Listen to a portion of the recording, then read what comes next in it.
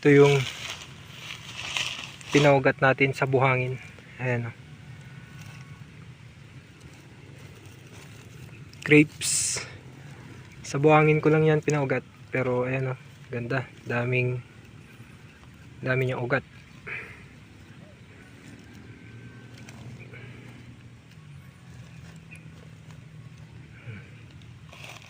Tatanim natin to ngayon. Ayan guys o. Buhangin lang. Maganda kasi ang buhangin kasi parang matuyo siya tapos basa at saka malamig. Kaya sigurado tutubo at tutubo yung ugat. Sa mga mahirap makapagpaugat ng grapes dyan, so buhangin lang. Ayan o.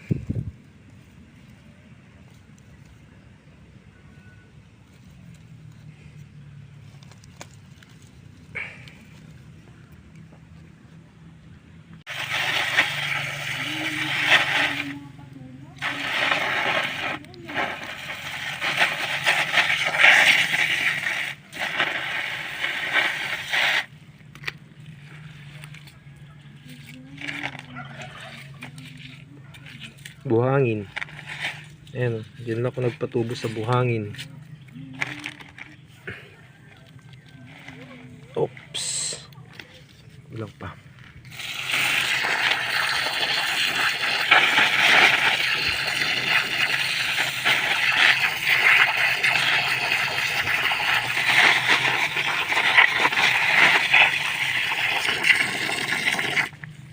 So ito lang guys. Yun, oh. Buhangin lang, buhangin. Ayan guys, oh. Yung iba hindi pa naka talaga, oh. Pero yung iba na. Ayan guys, oh.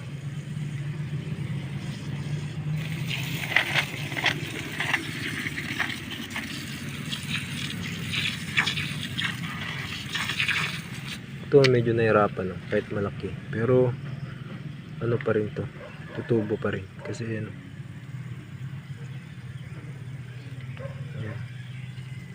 So sa buhangin lang ako nagpapatubo.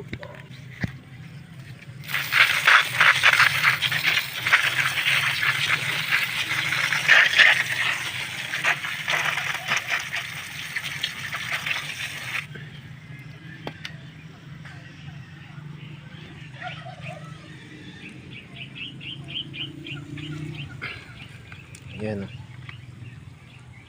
grapes.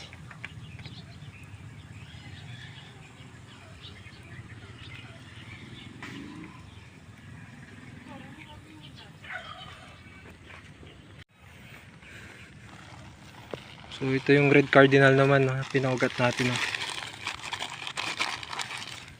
Yan.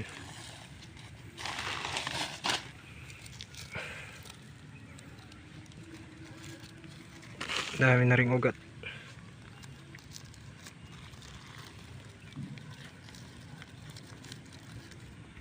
Bali transplant na natin ngayon. I-direct na natin sa lupa. Ayan guys, oh. Grabe mag-ugat. Ito yung mong nay. Oh. Ito ate, ano po, red cardinal. Ito yawan nato. Yung nagtubo. Ito yawan. Ito yawan. Pero di gito sure bula ito ini. Oh. Ganda, oh.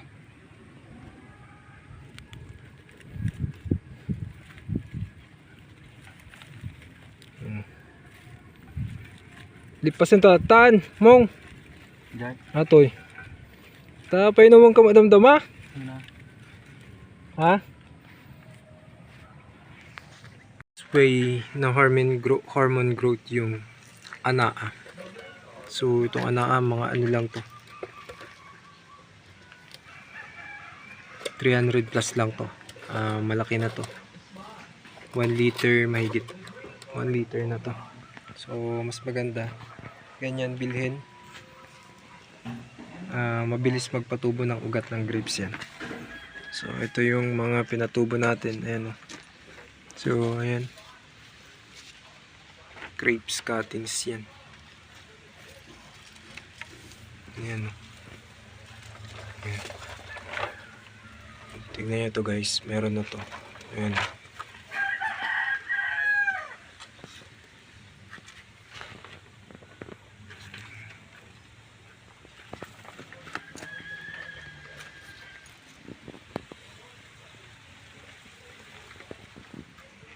Hormone growth na nabili or anaa. So pwedeng itong dahon ng aloe vera. So ang procedure naman nito, kunin natin to, tapos kuskusin natin. Pag kinuskus natin to, ilagay natin ng konting maliit na tubig. Tapos yung ano niya, yung pulp niya, ihahalo natin sa tubig para doon natin ibababad yung tangkay ng grapes. So ganito yung procedure ng pagkuha ng ng pulp ng aloe vera. So hiwain natin dito hanggang makuha natin. Tapos itong part na to, itong pulp niya, kailangan natin kunin yan. Pag nakuha natin yan, ilalagay natin sa tubig. Kailangan makuha natin tong parang pulp niya.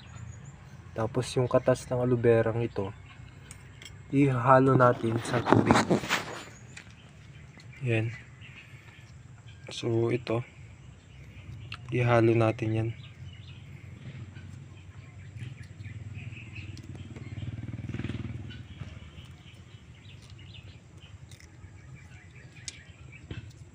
So yung katas na yan, parang siya yung magsisilbing hormone growth sa natin, pinapatubong cuttings. Di lang ang ang tubig o cuttings na pag natin ko, kunti lang din gagawin natin, pero kapag maramihan, kailangan madami din yung gagawin nating kukunin nating aloe vera. So yung cuttings, ito yung cuttings, sausaw lang natin dito. Yan, sausaw lang natin. Sa pagsawsaw naman ng ng cuttings, siguro mga gawin nating 6 hours o 8 hours kapag aloe vera ang gagawin nating hormone growth. Pero kapag itong anaa,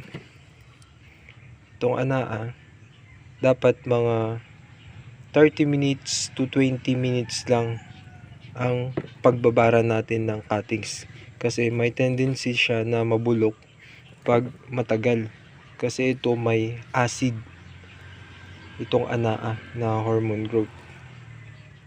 So nakalagay dito yung rate nya 4 tablespoon per 16 liters.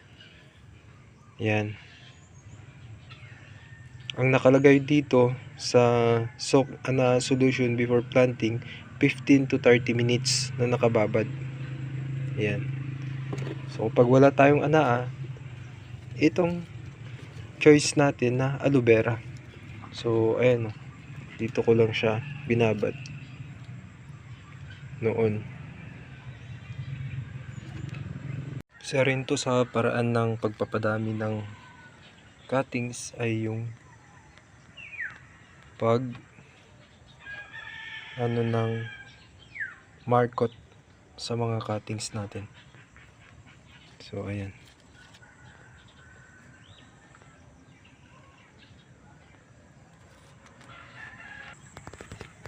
So pag tayo nagpapadami ng cuttings, kailangan nating i-markot para mas mabilis umugat ang mga sanga nito. Tsaka 100% o 99% yung pag-ugat ng cuttings. Tulad nito. Ayan.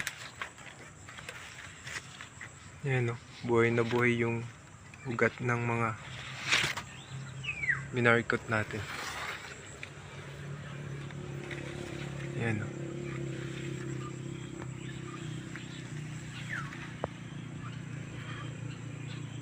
Best na na pag-markot ay yung tag-ulan. Pero sinubukan ko ngayong January, December to January kasi malamig. Okay naman siya. Ito yung kinalabasan niya ngayon.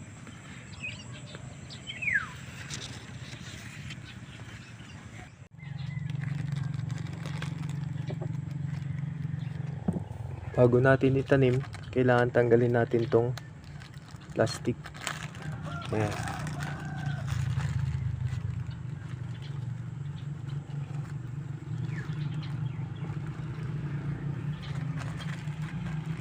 Iwasan nating masaktan yung ugat. Dapat dahan-dahan pa rin ang pagtanggal natin.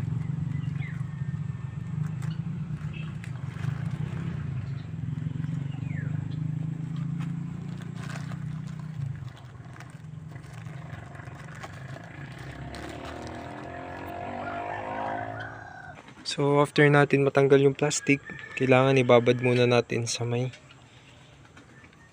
tubig o yung nilagyan ng anaa or aloe vera. Babad natin dyan para mabuhay talaga.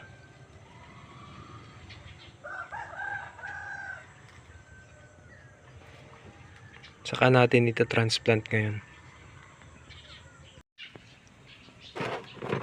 So, mabilis lang ang pag-ugat ng mga minarkot natin dahil in-applyan natin ito ng anaa.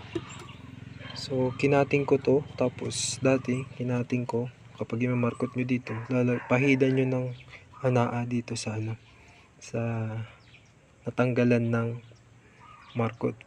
For example, ito yung tinanggalan nyo ng bark, dito nyo pahidan ng anaa. Mabilis lang yung ito halos isang buwan at kalahati kasi December, January ngayon, parang isang buwan lang yung pagka markot nya, pero ang ganda na ng kinalabasan ng pag-ugat. So magandang bilhin nyo talaga itong anaa, hormone growth na pampaugat ng mga cuttings. So yun lang, thank you.